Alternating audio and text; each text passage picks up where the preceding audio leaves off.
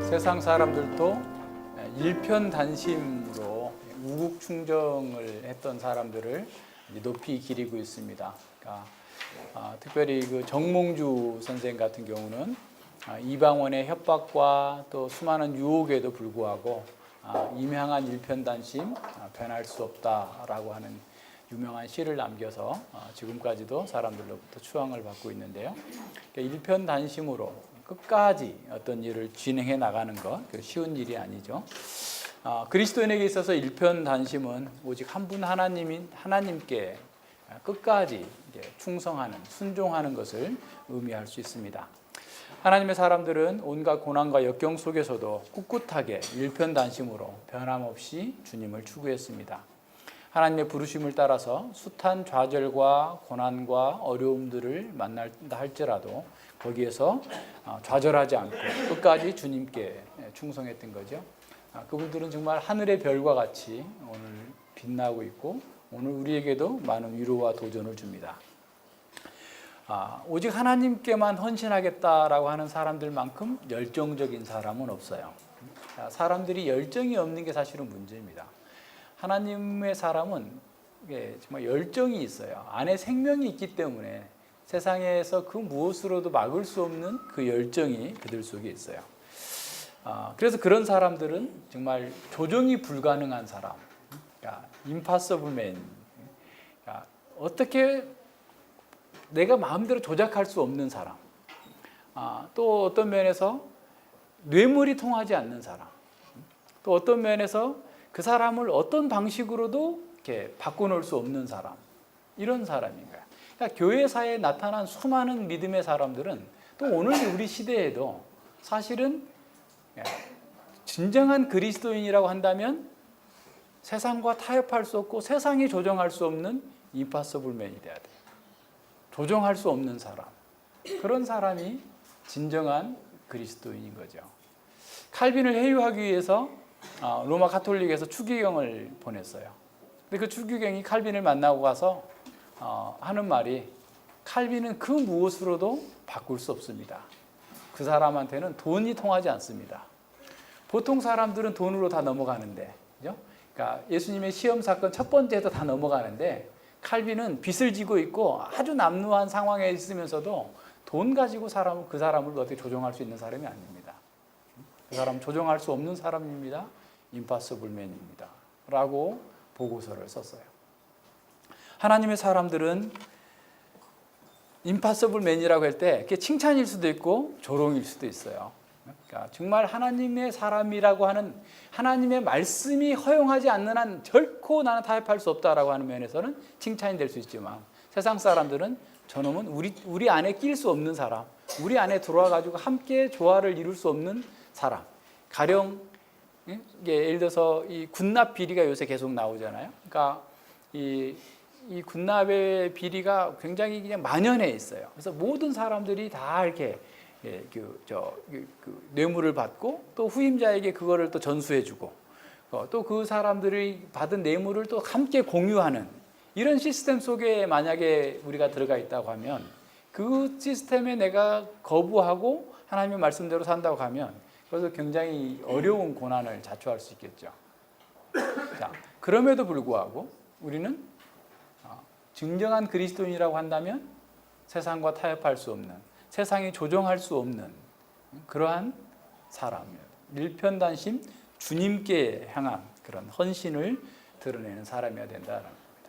오늘 본문에서 사도 바울은 자신의 삶이 바로 그와 같이 주님께서 주신 사명과 주님께서 주신 그 일을 위하여서 일편단심으로 달려왔다라고 하면서 담대하게 선언하고 있습니다. 바울은 12절과 18절에서 하나님께 자신을 구원하시고 사명을 주신 것을 말하고, 그리고 19절에서 바울은 하나님께로 받은 그 사명에 충실하게 살았다라고 증거하고 있습니다. 주 예수께서 주신 사명, 곧 하늘에서 보이신 것, 하늘에서 보여주신 그 비전을 따라서 내가 지금까지 살았습니다 라고 얘기하고 있는 겁니다. 자, 하늘에서 보이신 것, 예수님을 만났다. 예수님이 곧 하늘이다. 결국 예수님의 하나님이시다라는 뼈 안에 담겨져 있는 거죠. 그러니까 예수님께서 주신 그 비전에 사실은 지금 계속해서 28년여 동안 순종하며 따라서 산 것밖에 없다라는 겁니다. 다시 말하면 가시체를 뒷발질하는 것이 얼마나 어리석은지를 자기는 잘 알고 있었기 때문에 예수님을 만난 이후로 자신에게 정해진 사명, 운명에 충실하게 살았다라고 하는 것을 선언하고 있는 거죠. 베드로가 산헤드린 공회에서 사람보다 하나님께 순종하는 것이 옳다라고 하면서 복음을 증거했던 것처럼 사도 바울은 나는 주님께서 나에게 주신 그 사명, 그 일을 순종하기 위해서 일평생 달려왔다. 여기까지 달려왔다. 라고 선언하고 있는 것이죠. 20절과 23절을 봅시다. 먼저 다메섹에와 또 예루살렘에 있는 사람과 유다 온 땅과 이방인에게까지 회개하고 하나님께로 돌아가서 회개에 합당한 일을 행하라. 선전함으로 유대인들이 성전에서 나를 잡아 죽이고자 하였으나 하나님의 도우심을 받아 내가 오늘까지 서서 높고 낮은 사람 앞에서 증거하는 것은 선지자들과 모세가 반드시 되리라고 말한 것밖에 없으니 곧 그리스도가 고난을 받으실 것과 죽은 자 가운데서 먼저 다시 살아나사 이스라엘과 이방인들에게 빛을 선전하리라 함이니라 하니라 그랬어요. 자, 바울은 자신이 받은 사명대로 유대인과 이방인들에게 회개하고 하나님께 돌아와서 회개에 합당한 열매를 맺으라 라고 선포했고, 그것 때문에 유대인들로부터 보소를 당하고 비난을 받고 여기 지금 와 있는 거다라고 얘기하고 있는 거죠. 그러니까 특별히 바울이 유대인들에게 배척을 받았던 것은 우리가 계속 보았지만 이방인들이 할례도 없이 교회 공동체에 들어올 수 있다라는 것에 대해서 굉장히 유대인들이 분노하고 있었던 것이죠. 그런 상황에서 자신이 전한 것은 새로운 것이 아니었다. 구약에서 있었던 그 내용들을 다 전한 것뿐이다. 그러니까 구약의 성취로서 예수 그리스도의 복음 사건을 나는 증거한 것뿐이다 라고 하면서 자신이 전했던 그 내용들을 한 5가지로 우리가 이렇게 요약해서 볼 수가 있습니다. 요약해 주고 있어요. 자, 다시 말하면 자신의 메시지는, 자신이 전한 복음은 이스라엘의 성경에 근거한, 다시 말하면 구약 성경에 근거한 메시지였다라는 거예요. 선지자들과 모세가 얘기했고 그 예언이 예수님 안에서 성취되었고 절정에 이루어졌다라는 사실을 자신은 전했다라는 겁니다. 두 번째는 예수님은 다윗의 자손으로 이스라엘의 소망을 성취하신 분이다. 시편과 선지자들이 얘기했던 그 모든 것들이 예수님 안에서 증거되었다라는 것을 얘기하는 거고, 세 번째는 바로 그 메시아는 영광의 메시아가 아니라 고난의 메시아였다. 그래서 고난받아서 인간이 죄로 인해 죽어있는 그 상태를 해결하기 위해서는 그가 고난당하시고 고난당한 후에 또 부활하셔야만 되는 이러한 메시아를 내가 전한 것뿐이다. 자, 메시아가 고난당할 수밖에 없었던 것은 인간의 죄된 문제다. 죄로 인한 것이다. 그래서 그 문제를 자기는 다 터치하면서 전했다라는 겁니다. 그리고 예수님께서 부활하신 것을 증거한 거예요. 죽은 자 가운데, 사람들 가운데서 먼저 부활하셨다. 예수님의 부활을 통해서 예수님의 사역이 확정되어졌고 예수님으로 말미암아서 하나님 나라가 이 땅에 임했다라는 것을 가장 확실하게 증거했기 때문에 그는 바로 그것을 선포했다라는 것이죠. 그러니까 하나님께서는 인간과 사단이 할 수 있는 가장 최악의 방법을 사용해서 오히려 복음을 확정시키시고 예수 그리스도를 부활시키심으로 말미암아서 악을 패배시키는, 그래서 궁극적인 승리를 이루시는 그 부활 사건으로 말미암아서 하나님 나라가 더 분명하게 확증되었다라는 사실을 보여주고 있습니다. 그래서 부활하신 그리스도를 만난 사람들은 정말 인생이 뭔지, 그러니까 왜 사는지를 사람들은 잘 모르고 살았는데 부활하신 예수님을 만나는 사람들은 새로운 인생의 의미를 알게 됐고 죽음을 두려워하지 않게 되는 거예요. 우리가 부활할 것이기 때문에. 부활하신 예수님을 만나는 게 그렇게 중요한 거예요. 그래서 우리가 정말 부활의 생명을 우리 안에 있느냐? 그렇다면 우리는 세상을 회의적으로 비관적으로 그냥 이렇게 보는 게 아니라 정말 역동적으로 보면서 세상은 진정으로 살만한 능력이 있고 가치가 있고 우리에게 주어진 그 사명은 대통령을 하는 것보다 온 세계를 다스리는 것보다 더 중요한 사명이다라는 사실을 알게 되고 죽음을 두려워하지 않고 끝까지 기쁨으로 사역할 수 있는 거죠. 그리고 바울의 그 5번째 메시지는 그리스도 안에서 구원의 빛이 모든 사람에게, 유대인과 이방인에게 다 비춘다라는 것이죠. 자, 이렇게 새로운 시대가 도래했기 때문에 이제 하나님 나라에 참여하는 복을 얻고자 한다면 누구든지 회개하고 하나님께 돌이키고 그리고 회개에 합당한 열매를 맺어야 된다라고 하는 것을, 다시 말하면 여기서 말하고 있는 것은 적용하고 있는 거예요. 그러니까 사람들이 설교를 하면서 그 적용은 성령님께서 하시니까 그냥 성경을 그냥 자연스럽게 풀어주기만 하면 된다, 그것으로서 설교자의 임무가 다 끝났다라고 얘기하지만 그렇지 않아요. 바울은 사도행전에 나타난 바울의 설교, 복음서에 나타난 예수님의 설교, 또 베드로의 설교, 누구의 설교를 봐도 적용이 없는 설교가 없어요. 오히려 적용하지 않았다면 그들의 핍박은 반으로 줄었을 거예요. 아주 날카롭게 적용하기 때문에 사람들이 싫어한 거예요. 나에게 그러는 거냐? 계속 그렇게 나오는 거죠. 그러니까 이 적용이 없는 설교는 사실은 보세요. 적용이 없다면 얼마나 설교가 밋밋하겠어요. 우리가 지금 겪고 있는 시대적 상황은 계속 바뀌고 있어요. 그죠? 앞서 얘기한 것처럼 해겔 이전의 시대와 이후의 상황이 사람들이 생각하는 방향이 다 바뀌어 있는 그런 상황인데, 계속 그 사람들 얘기만, 지금 종교개혁 500년을 기념한다고 해서 계속해서 500년 전의 얘기만 계속하고 있으면 뭐하냐고요. 지금 이 시대에 하나님의 말씀이 우리에게 어떻게 적용돼서 이 시대의 세속적이고 소비주의적이고 쾌락추구적인 이 사회 속에서 하나님의 백성들이 어떻게 살 것인가, 어떻게 회개하고 어떻게 하나님 나라를 이루고 살 것인가에 집중하지 않고 500년 전 옛 얘기를 다시 돌이키는 것은 의미가 있지만 그러나 거기에서 머물면 안 된다는 거예요. 바울이 그리스도의 사역을 다 얘기하면서 거기서 끝났으면 핍박받지 않았을 수 있어요. 회개하고 돌이키고 회개에 합당한 열매를 맺으라고 아주 강력하게 적용하니까 사람들이 거기에 찔림을 받고 들어오는 사람은 들어오고 나가는 사람들은 계속해서 대적할 수밖에 없었다라는 겁니다. 회개하라는 그 선포는 기존의 세계관, 기존의 삶의 방식이 모두가 다 잘못됐다라는 것을 지적하는 것이기 때문에 사람들이 그냥 듣고 있을 수 없어요. 거기에 어떤 반응하지 않을 수 없는 거예요. 그러니까 이 선택의 정말 아주 날카로운 칼날 앞에서 어떻게 할 것인가를 분명하게 선택하지 않으면 안 되는 적용들이 계속해서 주어졌던 겁니다. 자신의 죄, 자신의 현재 상태가 정말 멸망으로 향하고 있다는 사실들을 깨닫고 정말 거기 돌이켜야 되는 거예요. 그래서 이 회개는 그래서 자기 힘으로 해서 될 수 없어요. 하나님의 은혜가 있어야 되는 거죠. C.S. 루이스는 그 회개에 대해서 뭐라고 표현하냐면 자기가 죽는 거다라고 표현해요. 자기가 죽어야만 회개할 수 있는 거예요. 자기가 죽어야만 자기가 하던 방식을 버리고 나오지요. 예수님께서 말씀하신 게 그거잖아요. 누구든지 나를 따르려거든 자기 십자가를 지고 나를 따르라. 자기가 죽었다고 선언하지 않는 한 예수님을 따를 수 없는 거예요. 예수님의 방식을 받아들일 수 없어요.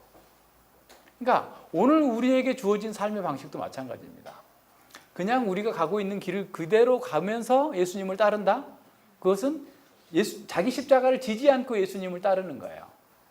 진정한 예수님의 무리 속에 들어갈 수 없는 거예요. 거룩한 무리 속에 들어갈 수 없는 거예요. 기업을 얻을 수도 없는 겁니다.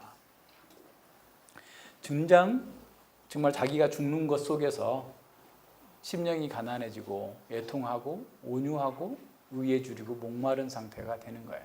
자기가 죽지 않으면 뭐 다 자기가 기준이 돼가지고 판단하는 거지. 목사도 판단하고 하나님 말씀도 판단하고 사람들도 판단하고 다 자기 중심이에요. 자기가 죽은 사람이야말로 하나님의 말씀을 온유하게 받고 자기 속에 의가 없다라는 사실을 알면서 애통하면서 하나님께 더욱더 하나님의 말씀대로 그 주께서 원하시는 대로 살겠다라고 하는데 나가는 거예요. 그러니까 이 회개한다라는 것 또한 굉장히 중요한 일이에요. 거기서부터 시작되는 거예요. 회개가 일평생 지속되지만 가장 중요한 이 변개는 자기가 죽는 그 순간으로 나타나요. 죽어야 하나님의 생명이 들어오기 때문에 그런 거죠. 자기가 살아있으면 교회에는 와 있지만 결국 회개하지 않고 자기 방식을 계속해서 고집하게 되는 겁니다. 자, 근데 바울은요, 하나님께 돌아오는 것으로 끝나지 않았어요. 어떻게 했어요? 회개에 합당한 열매를 맺어야 된다. 아주 집요합니다. 그러니까 사실은 어떤 사람들은 기독교는 그냥 아주 너그러운 이웃집 아저씨처럼 내가 공 차다가 야구공을 던져가지고 유리창을 꽈당 깨뜨렸는데도 야 괜찮다 이렇게 넘어가 주는 것.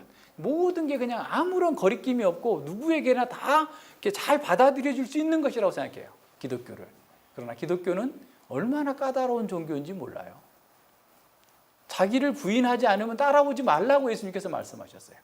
예수님은 어디를 가든 반대를 받았지 환영을 받지 않았습니다.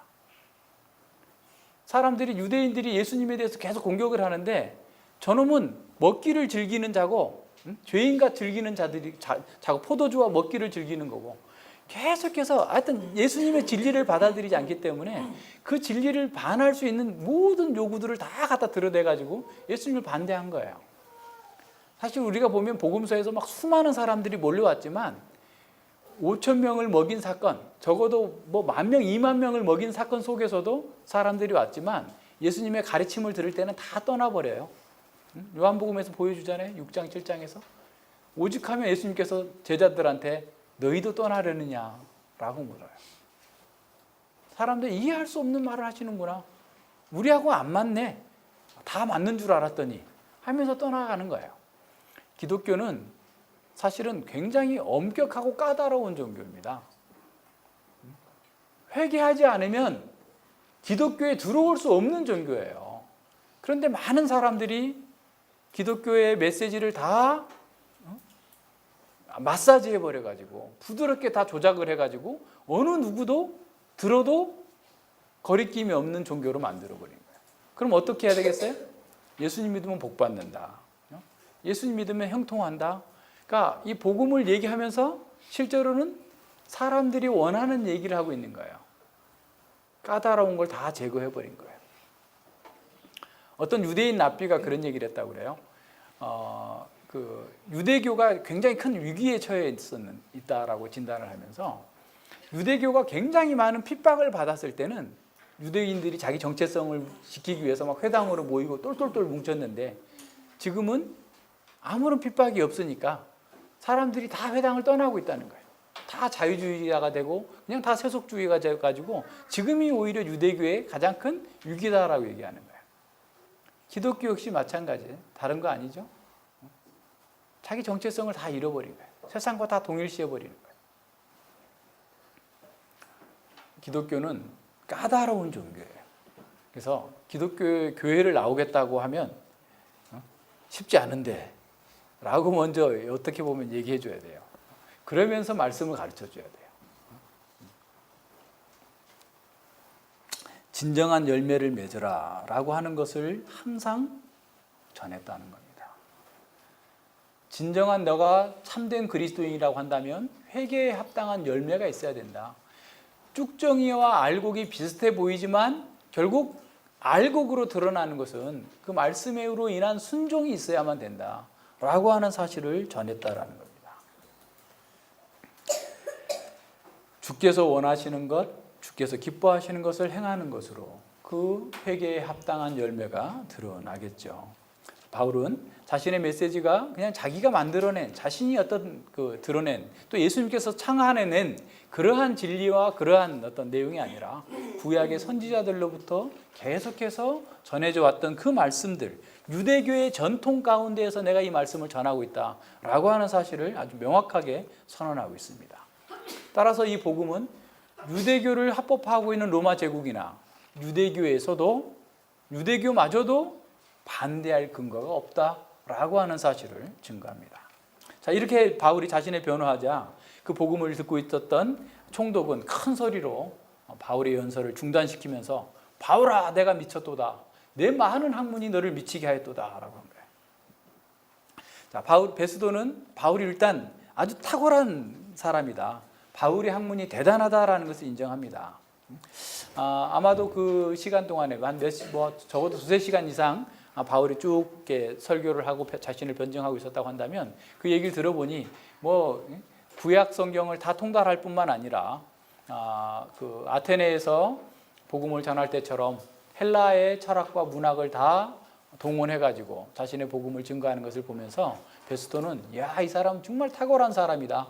그런데 예수님의 부활을 증거하고 또 그렇게 강력하게 적용하는 것을 들으면서 굉장히 마음에 거북한 그런 상태가 된 거죠. 그래서 그것을 이렇게 거부하기 위해서 정말 장시간 어떻게 보면 자기 나름 진지하게, 왜냐하면 자기는 지금 황제에게 보고서를 써야 되기 때문에 하나도 놓치지 않고 이렇게 잘 들으려고 했을 거예요. 잘 들었는데 예, 바울의 얘기를 듣다 보면 이건 도무지 자신의 생각과는, 자신의 이성으로는 이해할 수 없는 말이다. 미쳤다, 매니아다, 매니아. 요새 뭐 매니아, 뭐 무슨 영화 매니아, 무슨 뭐 운동 매니아, 매니아들이 많은데 미쳤다라는 거죠. 바울에 대해서 굉장히 부정적으로 생각을 하는 거죠. 자신의 이해할 수 없기 때문에 그렇게 얘기합니다. 그래서 바울은 아주 또 적절하게 말을 잘 받아서 베스도 각하여 내가 미친 것이 아니오 참되고 정신 차린 말을 하나이다. 베스도 각하여. 늘 존칭을 붙이고 최대한 예의를 갖추면서 얘기를 하는 거죠. 그리고 절제하면서 여기서 미친 것이 아니고 참되고 정신 차린 말을 한다. 정말 멀쩡한 상태고 온전하고 합리적인 말이다. 이성적인 말을 하는 거다라는 겁니다. 그러니까 진리의 근거에서 신중하고 부드럽게 반박을 하는데 이 복음은 가장 사람들의 문제를 해결해 줄 수 있는 합리적이고 이성적인 말입니다. 라고 하는 사실을 또한 변증하고 있는 거죠. 그러니까 많은 사람들이 복음을 이렇게 이해하려면 이성적인 것은 그냥 이렇게 내려놓고 그냥 무조건 믿어. 그러고 난 다음에 말씀이 깨달아지는 거야. 라는 식으로 얘기하지만 이성을 사용하지 않고 맹신하는 것은 기독교의 믿음이 아닙니다. 바울은 이성을 사용해서 합리적이라는 사실을 증거하고 있는 거예요. 보여주는 겁니다. 그래서 바울이 고린도전서에서 복음을 전할 때 내가 사람의 지혜로 아니하고 십자가의 도만 전했다라고 했을 때도 사람을 설득하기 위한 수사학을 사용하지 않았다라는 의미지 막 이성을 포기하고 그냥 뭐 초월적인 것을 그냥 맹신하라라고 가르쳤다라는 것은 아니에요. 십자가의 도 자체가 사실 가장 합리적인 거예요. 따지고 보면 이성으로서 충분히 봐야 돼요. 그러나 그것만 가지고 안 되기 때문에 그러는 것이죠. 그래서 우리가 하나님의 말씀을 전한다라고 했을 때 어떻게 보면 충분하게 설득력 있는 가장 이성적이고 가장 참되고 사리분별이 명확한 그러한 진리를 우리가 전하고 있음을 깨달아야 돼요. 또 그렇게 전할 수 있어야만 됩니다. 그러니까 말씀을 전하는데 설교에도 논리가 없어요. 기승전결이 없고 말씀을 전하는데도 그냥 이게 없으면 안 되죠. 가장 어떻게 보면 명확하게 하나님의 진리를 이성적으로도 납득할 수 있도록 전할 수 있어요. 안 받아들이는 것은 이성만 갖고 안 되기 때문에 그런 거예요. 그렇지만 우리는 전할 때 그런 이성적인 합리성을 충분히 다 사용해서 전하고 있는 거예요. 바울은 자기에게 요구하는 거예요. 이 구약 성경을 가르쳐서 또 헬라 문학을 다 동원해서 자기에게 복음을 전하고 있는 그것이 비이성적인 게 아니고 정신 차리고 이성적인 말, 가장 합리적인 말을 하고 있다라고 증거하고 있는 겁니다. 그래서 사람들이 보기에 헬라인들이 보기에 말도 안 되는 비이성적인 얘기처럼 미친 얘기처럼 들릴지 모르지만 그리스도의 부활이야말로 인간의 공경을 해결해 줄 수 있는 가장 유일하고 확실한 방법이다. 가장 온전하고 이성적인 해결책이다라는 사실을 가르치고 있는 거죠. 자, 근데 바울의 여기서 또 한번 보세요. 바울은 그것을 근거로 해서 자신의 논리를 근거로 해서 바로 옆에 있던 오히려 지금 베스도 옆에서 이 청문회를 주관하고 있는 아그리빠 왕을 향해서 얘기를 합니다. 26절과 27절 보세요.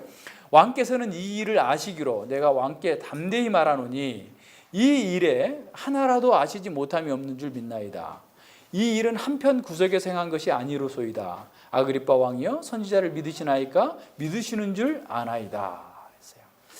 자, 바울은 아그리빠 왕이 자신이 전하고 있는 그 모든 내용들을 잘 알고 있다는 사실을 이렇게 전제하고 있어요. 왜냐하면 이 복음 사건은 그냥 어디 한 구석에서 조용히 있다가 없어진 것이 아니라 어떤 이단들이 그러잖아요. 자기들은 뭐다 하는데 갑자기 튀어나와가지고 하지만 예수님은 갈릴리에서부터 유다와 예루살렘 그 모든 지역에서 그의 사역과 활동이 다 알려져 있었고 또 이미 지금 유다와 사마리아와 온 세계까지 지금 복음이 퍼져 있는 상황이기 때문에 당연히 아그리빠 왕은 그것을 다 알고 있을 거다라고 하는 사실을 전제하면서 얘기하고 있는 거예요. 이스라엘 사람이라면 삼척동자도 이 내용을 다 알고 있기 때문에 아그리빠 왕이여 당신이 이 모든 것을 다 알고 있음을 내가 믿나이다 라고 얘기하는 거죠. 그럼 이제 주목 어디로 다 시선이 쏠렸겠어요? 아그리빠 왕이 어떤 얘기를 할까? 그래 내가 다 안다, 믿는다 이렇게 말을 할까? 아니면 안 믿는다, 너도 미쳤구나 이렇게 말할까? 그죠? 아주 중대한 기로에 서 있는 그 상황이죠. 그래서 아그리빠 왕은 그 상황 속에서 아주 지혜롭게 빠져나갑니다. 그러니까 내가 믿지 않는다라고 한다면 유대인들에게 부활을 믿지 않는다고 그러면서 또 정말 정통 유대인이 아니다라는 말을 들을 수밖에 없었을 것이고, 그리고 또 바울이 믿는다고요? 그렇다면 부활을 믿는데 왜 예수님의 부활을 안 믿습니까? 라고 또 바울이 치고 들어갈 것을 그 사람 또한 예상을 한 것이죠. 그래서 이 아그리빠는 바울의 논리를 살짝 피해가는 거예요. 네가 적은 말로 나를 그리스도인 되게 하려는구나. 짧은 시간에 한나절도 안 돼가지고 네가 나를 믿게 만들려고 해? 하면서 이제 싹 빠져나가는, 이런 미꾸라지처럼 빠져나가는 것이죠. 그래서 29절에 보세요. 바울의 재치와 능력, 성령님께서 주신 거죠. 바울이 가로되 말이 적으나 많으나 시간이 짧으나 기나 당신뿐만 아니라 오늘 내 말을 듣는 모든 사람도 다 이렇게 결박한 것 외에는 나와 같이 되기를 하나님께 원하노이다. 내가 결박하고 있는 쇠사슬에 매여 있는 것 빼고는 모든 사람이 예수 그리스도의 부활을 믿고 그리스도인이 되기를 바랍니다 라고 얘기하고 있는 거죠. 자, 이 바울의 변증이 이렇게 해서 이제 끝나게 된 거예요.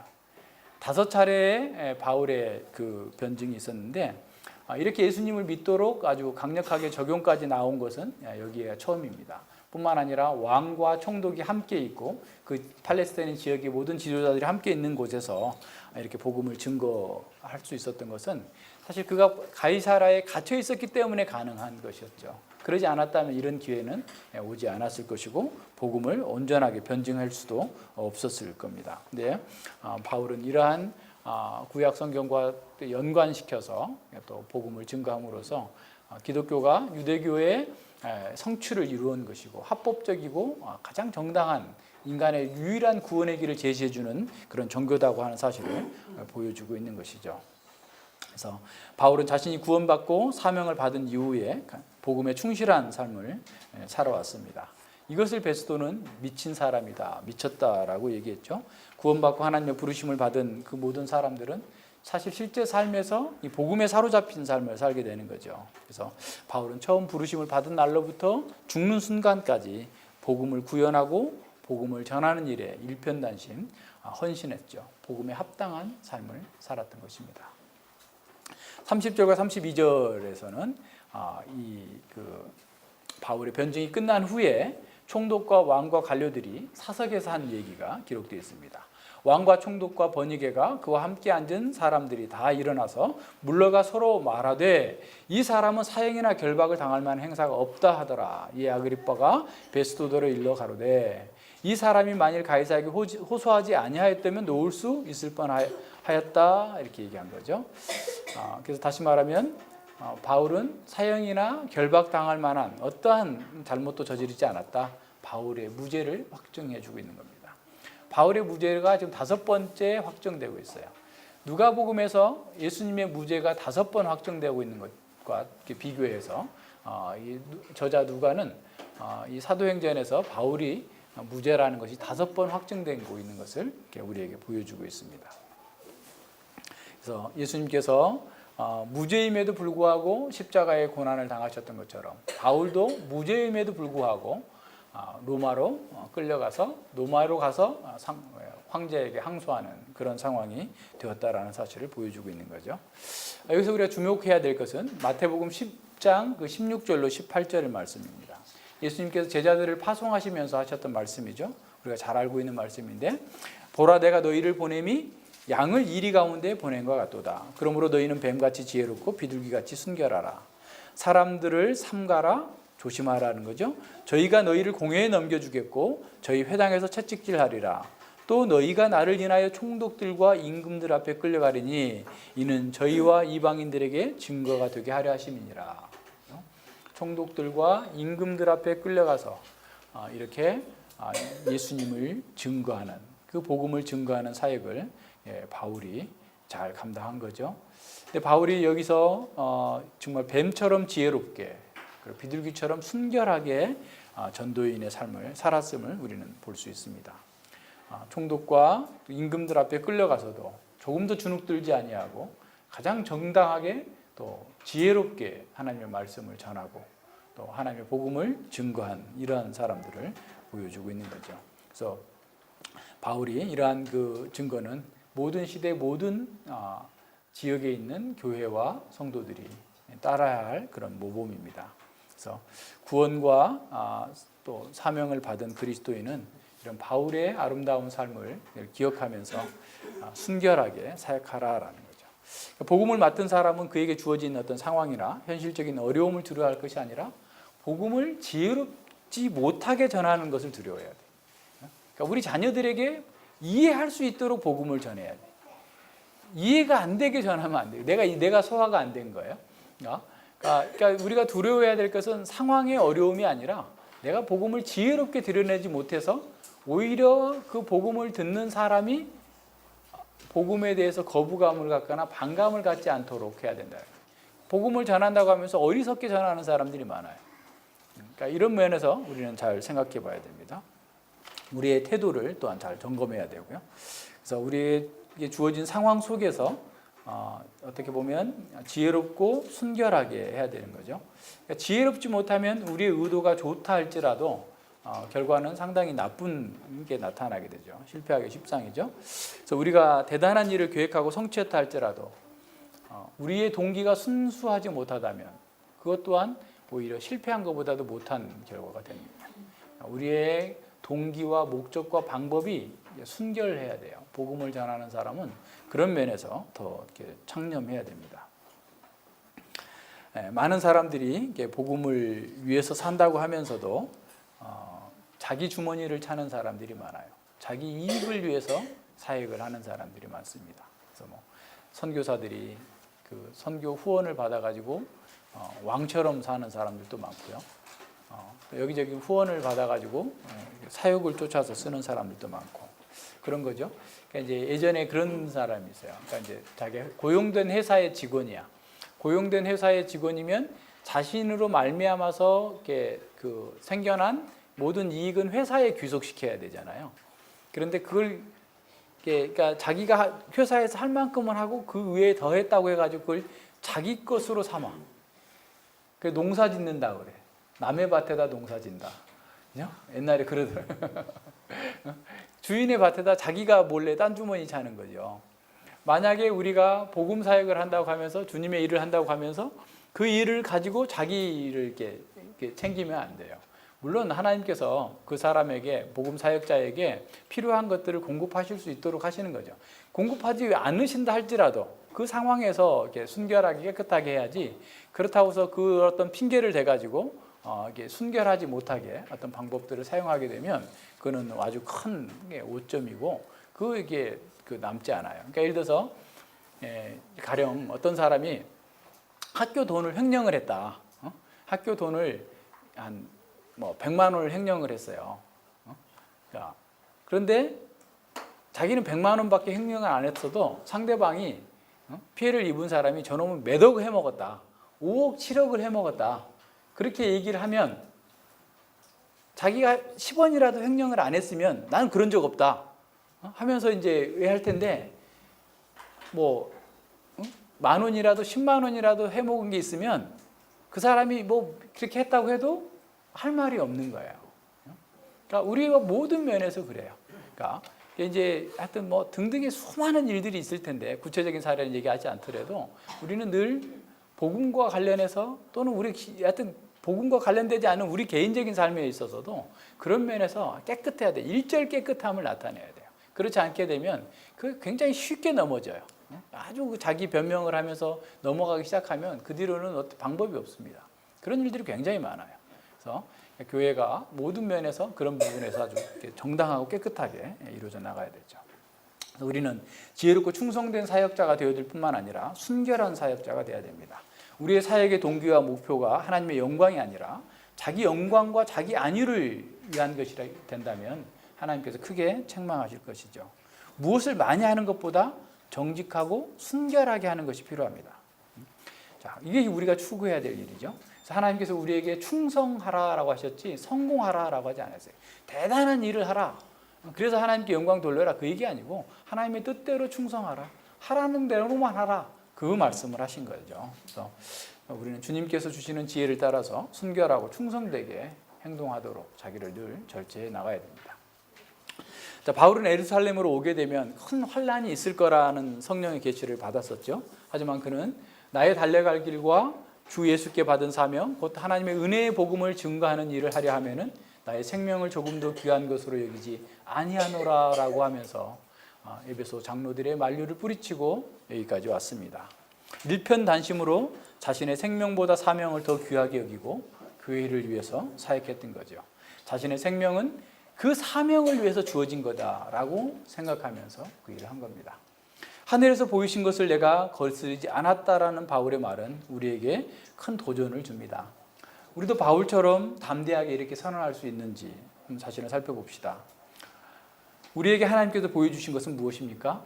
어떤 사람은 나는 하나님께서 어떤 것도 보여주지 않았습니다 라고 말할 수 있을 거예요. 하지만 하나님께서 우리에게도 분명한 비전과 사명을 주셨어요. 성경과 강서를 통해서 우리에게 주어진 비전은 하늘에서 보이신 것보다 더 명확합니다. 그래서 베드로 사도는 나는 베드로처럼 저렇게 예수님 변화된 걸 봤으면, 나는 베드로처럼 부활하신 예수님을 만났었으면 나도 신앙생활 잘할 텐데 라고 할 수 있는 그런 성도들에게 그렇지 않다라고 하는 사실을 베드로후서 1장 16절로 19절에서 말씀해 주고 있어요. 우리 주 예수 그리스도의 능력과 강림하심을 너희에게 알게 한 것이 공교히 만든 이야기를 쫓은 것이 아니요 픽션이 아니다라는 거야. 우리가 꾸며낸 얘기가 아니다. 다 사실이다라는 거야. 우리는 그의 크신 위엄을 친히 봤다. 베드로는 예수님의 변화산상에서 영광의 모습으로 변화된 모습을 내가 실제로 봤다. 지극히 큰 영광 중에 이러한 소리가 그에게 나기를 이는 내 사랑하는 아들이요 내 기뻐하는 자라 하실 때에 저가 하나님 아버지께 존귀와 영광을 받으셨느니라. 이 소리는 우리가 저와 함께 거룩한 산 변화산에 있을 때에 하늘로부터 나옴을 들은 것이라. 예수님 하늘로부터 하나님 예수님이 어떤 분이신지 정체성 든 것을 나는 다 듣고 보았다. 자, 그런데 여기 19절에 또 우리에게 더 확실한 예언이 있어. 자, 그것보다 더 확실한, 자기가 직접 듣고 본 것보다 더 확실한 예언이 있는데 어두운 가운데 비추는 등불과 같으니 날이 새어 샛별이 너희 마음에 떠오르기까지 너희가 이것을 주의하는 것이 가하다. 더 확실한 예언 이것 뒤에 보면 성경이에요. 성경과 강서를 통해서 주어지는 그 말씀과 비전이 보여주신 것이 직접 초자연적으로 자기가 본 것보다 더 확실하다라고 얘기하고 있습니다. 베드로 사도는 자신이 변화산에서 주님의 영광을 보고 하늘로부터 나온 음성을 들었던 것보다 더 확실한 예언이 모든 시대의 모든 교회의 성도들에게 있다라고 선언하고 있어요. 따라서 우리는 이 시대의 말씀을 통해서 주어진 어떤 초자연적인 비전을 직접 보여주는 것보다 그것보다도 우리가 받는 이 비전이 사명이 못한 것이다라고 생각하면 안 된다는 거죠. 우리에게 강설로 주어진 그 하나님의 말씀, 그 비전을 가지고 이 시대를 해석하고 이 시대에 맡겨진 교회적 사명을 수행해야 되는 거죠. 우리가 이 사명을 이루기 위해서 우리 역시 일편단심의 충정으로 주님의 뜻을 받아들여야 됩니다. 오늘날 많은 사람들이 비전을 외치면서 교회와 분리된 비전, 하나님 나라와 분리된 비전을 추구하고 있습니다. 그런 비전은 하나님께서 주신 비전이 아니라 자기 욕망을 투영하는 것일 수 있어요. 교회의 사명은 시대와 분리되지 않습니다. 따라서 교회가 이 사명을 수행하려면 시대의 도전을 명확하게 해석하고 그러한 도전에 바르게 대응하면서 복음적 사명을 수행해야 됩니다. 물론 우리 역시 우리에게 주어진 그 사명 역시 사단의 종살이 하면서 어둠 가운데 있는 사람들을 빛 가운데로 인도하고 거룩한 교회 공동체 안에서 기업을 얻게 하는 것이에요. 교회의 사명, 예배와 양육과 선교의 이 사명이 시대에 따라서 본질은 같지만 그 내용과 형태는 더 커요. 어떤 학자는 그런 얘기를 하더라고요. 오늘 우리 시대에는 종말의 멸망과 고통을 야기하는 전조 증상이다. 그러니까 지금 우리 교회가 안고 있는 어려움과 고통의 문제는 잠시 후에 주님이 재림해서 그 문제를 풀어나가기 직전에 있을 것 같은 그러한 지금 고통이 있다는 거예요. 산통이다. 그러니까 어떻게 하라는 거예요? 깨어서 시대를 분별하고 하나님의 말씀을 따라서 살려고 해야 된다라는 겁니다. 소명이라고 하는 책을 쓴 기독교 작가 오스 기니스는 중국에서 선교하던 그 부부에게서 태어났습니다. 그러니까 10살까지 중국에서 살았다고 그러는데요. 만으로 5살인가 6살인가 때에 상해에 있는 그런 기숙학교에 보내졌다고 그래요. 그러니까 얼마나 어린 아이예요? 그러니까 시연이만 하는 아이를 이렇게 그 기숙학교를 보냈어요. 근데 그 보내면서 아버지가 이렇게 아빠 엄마가 이렇게 조그마한 이렇게 조약돌에다가 글을 어떻게 새겼는지는 모르겠는데 하여튼 새겨서 줬어요. 네, 어떻게 아빠는 자기의 좌우명이었던 주님께 충성하라. 엄마는 자신의 좌우명인 주님을 기쁘시게 하라. 그걸 늘 이렇게 주머니에 넣어줘가지고 그는 어디를 갈 때마다 항상 그걸 들고 다니면서 그 어린 나이에 이렇게 살았다고 그래요. 그런데 10살 때쯤 돼서 이제 중국 상황이 공산화되고 더 이제 심각한 상황이 돼서 탈출하다가 그 도를 잊어버렸다고 합니다. 그런데 그분이 하는 얘기가 나는 지금까지도 그 2가지 교훈을 항상 기억하고 살았다라는 거예요. 어렸을 때 부모가 적어준 그 돌에 적어준 그 주님께 충성하는 사람이 되자 주님을 충성된 종이 되라 주님을 기쁘시게 해드리자라고 썼던 그 교훈을 평생 그 마음에 간직하고 살면서 주님께 충성하고 주님을 기쁘시게 하는 일에 일편단심 끝까지 그 삶을 살아갈 수 있도록 이렇게 도와줬다라는 사실을 얘기하고 있습니다. 자, 그런 사람들을 보면 세상 사람들은 미쳤다라고 비난하고 조롱할 거예요. 그래서 이번 추석에도 우리 가족들을 만나면 예수님을 믿더라도 적당히 믿어라. 예배를 하루에 2번씩이나 드리고 성경 공부한다고 또 그렇게 하고 또 세상 학교 보내면 안 되고 기독교 학교 보내야 된다. 니네 미친 거 아니니? 라고 하지 않겠어요? 또 기독교 학교 선생님 하겠다고 하면 정말 미쳤다고 하실 수도 있죠. 네. 그러면 어떻게 하겠어요? 우리 사람들은 다 그런 거예요. 그냥 적당히 세상과 그냥 이렇게 부딪히지 말고 그냥 너와 나와 세계관이 너무 달리면 같이 대화도 안 되고 하니까 비슷하게 서로 양보하면서 갈 수 있게 그 정도만 해라 라고 얘기할 겁니다. 자, 그러면 우리는 어떻게 해야 할까요? 어떤 대가를 치르더라도 주님께 충성하고 주님을 기쁘시게 하는 삶을 고수할 것인가? 아니면 적당히 타협하면서 하나님께서 보여준 비전이 아니라 세상의 비전을 따라갈 것인가? 다니엘의 세 친구를 한번 생각해 보세요. 사실은 느부갓네살 왕이 야, 니네 절하는 척만 해. 그럼 내가 빼줄게. 라고 그렇게 회유했어요. 그런데도 불구하고 아니 그냥 마음은 하나님께 있고 그냥 외형적으로 절만 한번 하면 될 텐데 왜 그렇게 안 했을까? 더군다나 평소보다 7배나 뜨거운 풀무불이 지금 그 앞에 있는데 왜 그랬을까? 일편단심이에요. 바뀌지 않았어요. 다니엘도 한번 기도할 때 예루살렘 향해서 문을 열어놓고 기도했어요. 모든 사람들이 자신을 지금 특별 감찰 들어와가지고 먼지들 털듯이 다 털었는데 아무것도 나오지 않고 있는 그런 상황에서 자기가 예루살렘을 향해서 기도하고 있다는 사실을 알면 자기는 사자굴에 던져질 거라는 것을 다 알고 있는 내용이에요. 그럼 커튼 치고 하지. 그날만 문을 닫아놓고 하지. 그렇게 하지 않았어요. 자청해서 사자굴에 들어갔다는 거예요. 한번 생각해 보세요. 얼마나 많은 사람들이 정말 임파서블 맨으로 하나님의 말씀대로 살았는지. 초대교회 성도들도 마찬가지예요. 하도 고집을 피우니까 가서 향만 피우면 네가 황제 숭배했다고 증서 줄게.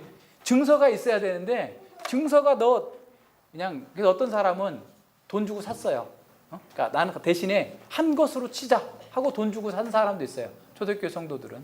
그 중에 어떤 사람들은 실용적인 선택을 한 거죠. 그런데 어떤 성도들은 그것도 거부하고 네로 정원에 불을 밝히는 칼을 다 입혀가지고 불을 밝히는 횃불로 죽어갔고, 원형 경기장의 사자에게 밥이 되는 죽음을 겪으면서도 황제 숭배를 하지 않았어요. 교회사 가운데 수많은 사람들이 이 복음을 위해서 믿음을 지키느라고 어느 것도 타협하지 않고 말씀대로 싸웠습니다. 루터는 마찬가지죠. 교만한 자라는 비난과 미쳤다는 비난을 동시에 들었지만 주님의 진리를 위해서 끝까지 싸웠습니다. 그들은 진정으로 조종이 불가능한 사람, 임파서블맨이었어요. 뇌물이 통하지 않는 사람, 아무도 말릴 수 없는 사람이었습니다.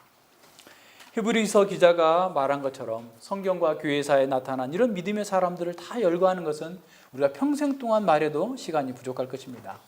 사명에 충성하고 주님을 기쁘시게 하는 일에 헌신하는 사람들은 세상이 미쳤다라고 조롱했어요.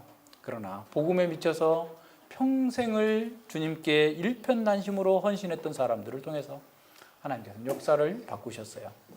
우리를 미쳤다고 조롱하는 사람들에게 우리는 인간의 문제를 가장 합리적으로 설명해주고 가장 현실적이고 실제적인 해결책을 제시해 주는 것은 오직 복음밖에 없다는 사실을 이성적으로 지혜롭게 순결하게 가르칠 수 있는 사람이어야 됩니다. 하나님 나라는 일편단심으로 충성했던 사람들의 것이었습니다. 하나님 나라는 그래서 또한 우리의 것이 되어야 됩니다. 우리는 복음에 미친 사람이라는 소리를 듣고 있습니까? 당신은 세상과 타협이 불가능한 사람이라는 평가를 듣고 있습니까? 그렇다면 당신은 진정으로 행복한 사람입니다. 믿음과 은혜가 크면 클수록 행복한 사람입니다. 하나님을 사랑하고 하나님께 충성하는 사람들을 세상은 이길 수 없습니다. 히브리서 기자는 세상과 타협하라는 유혹에 직면한 성도들에게 이렇게 권면합니다. 이러므로 우리에게 구름같이 둘러싼 허다한 증인들이 있으니 모든 무거운 것과 얽매이기 쉬운 죄를 벗어버리고 인내로서 우리 앞에 당한 경주하며 완주하며 끝까지 가며 믿음의 주여 또 온전케 하시는 이인 예수를 바라보자. 저는 그 앞에 있는 즐거움을 위하여 십자가를 참으사 부끄러움을 개의치 아니하시더니 하나님의 보좌 우편에 앉으셨느니라. 우리에게는 불가능한 사람들로 가득 찬 2000년의 교회 역사를 플러스해서 더 가지고 있죠. 세상과 타협하지 않았던 증인들이 구름처럼 들러싸고 있습니다. 그래서 우리는 무거운 것과 얽매이기 쉬운 죄를 벗어버리고 인내하면서 충성하면서 우리에게 주어진 사명의 길을 끝까지 완주해 나가야 됩니다. 우리도 쉽게 지치고 낙심할 수 있습니다. 그래서 우리는 앞에 있는 즐거움을 위하여서 십자가의 고통을 개의치 않으셨던 그 예수님을 바라보고 우리도 앞에 있는 영광을 바라보면서 지금 현재의 고통과 어려움과 조롱을 개의치 않고 끝까지 주님의 뜻을 따라 나아가야 됩니다. 바로 그 주님께 우리는 기도하면서 또 구름처럼 둘러싼 허다한 증인들이 우리를 환호하고 응원하고 있다는 사실을 기억하면서 굳세게 전진해 나가야 됩니다. 그래서 우리 모두도 일편단심으로 우리의 사명에 충성하는 사람이 되어야 합니다. 우리 역시 불가능한 사람, 임파서블맨이 되어야 됩니다. 따뜻한 가슴을 가졌으나 강철 같은 단호한 의지로 어떤 압력과 유혹에도 넘어지지 않는 그런 사람이 되어야 합니다. 동시에 주님의 온유함과 자비, 은혜와 따뜻함을 잃지 않는 사람으로 복음을 증거할 수 있어야 됩니다. 우리의 삶에서 복음을 구현하는 것으로 살아있는 주석이 돼. 살아있는 주석, 걸어다니는 사전 있는 것처럼 우리는 살아있는 주석. 야, 어떻게 원수를 사랑하지? 박선희 성도를 봐. 저분은 원수를 사랑하는 산 증인이야 라고 할 정도로 우리가 살아있는 주석이 되어야 된다. 우리 모두가 다 하나님의 말씀을 구현하는 것이 우리의 삶의 목표이고, 그래서 우리의 삶을 통해서 하나님의 말씀이 진리이고 하나님의 말씀대로 살았더니 이렇게 복되고 아름답고 행복하다라고 하는 사실을 사람들에게 보여줄 수 있는 그런 사람입니다. 복음에 미친 사람으로 뱀처럼 지혜롭고 비둘기처럼 순결하게 살아가요. 제이시 라힐 목사님은 꿀벌과 같은 신자는 가장 쓰디쓴 꽃에서도 달콤한 꿀을 모을 줄 안다라고 얘기했어요. 가장 쓰디쓴 꽃이 뭐겠어요? 고통 속에서, 괴로움 속에서도 하나님을 위한 꿀을 따내는 사람. 이웃을 위한 꿀을 따내는 사람. 그런 사람이 어떤 사람이에요? 임파서블 맨이에요. 일편단심으로 주님께 충성하는 사람이에요. 우리 모두가 그런 사람이 되길 바랍니다. 기도합니다. 예, 하나님 아버지 감사를 드립니다. 주님께서 저희들을 구원하시고 저희들에게 사명을 맡기셨습니다. 우리가 이 사명을 붙들고 일평생 끝까지 일편단심으로 주님께 충성하며 주님께서 기뻐하시는 사람으로 살기를 원합니다. 우리의 여러 가지 지혜가 부족하고 약하고 환경이 안 좋은 것도 핑계가 되지 않는다는 사실을 알았습니다. 아버지여, 저희들에게 바울과 같은 지혜를 주시고 바울과 같은 순결함을 주시고 담대함을 주셔서 참으로 우리가 어디에서 무엇을 하든지 간에 주님의 영광이 나타나고 주님의 나라가 더욱더 아름답게 증거되어 줄 수 있도록 늘 붙들어 주시고 함께하여 주시옵소서. 우리가 이러한 일들을 위하여서 날마다 애쓰고 노력할지라도 성령 하나님께서 우리를 인도하시지 않으면 우리는 늘 실패할 수밖에 없음을 알고 늘 기도하면서 주님을 의지하면서 성신 하나님을 의지하는 가운데에서 이 모든 일들을 통해서 주님께 영광 돌릴 수 있도록 함께하여 주시옵소서. 감사드리며 예수님 이름으로 기도드립니다. 아멘.